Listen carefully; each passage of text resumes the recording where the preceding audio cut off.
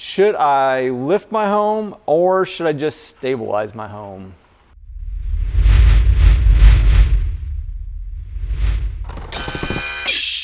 Hey everyone, welcome to another episode of Foundation Repair. You ask, we answer. Today's question is one that we get a lot during the inspection process, and it is, should I lift my home or should I just stabilize my home?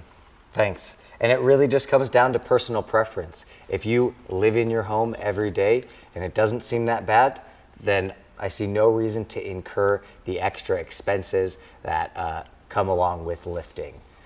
Otherwise, if you're living in your home and it's driving you crazy, or if you're about to sell and you think that that could be a potential red flag for buyers, that might be a good opportunity to consider lifting.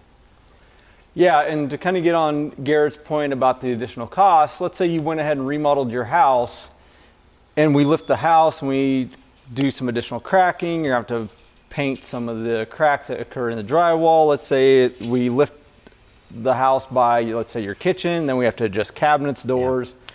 So all those additional expenses is something that you would just have to take in consideration. We can definitely lift it, but just keep that in mind, like you're probably going to incur additional costs after the fact just to repair those types of issues that come up whenever you're doing it. So in that scenario, you definitely want to stabilize it. But again, like Garrett said, at the end of the day, it's ultimately your decision. It's your house. We just want you to be happy. Yep. Thanks, Brian. So thank you again for joining us on another episode of You Ask, We Answer.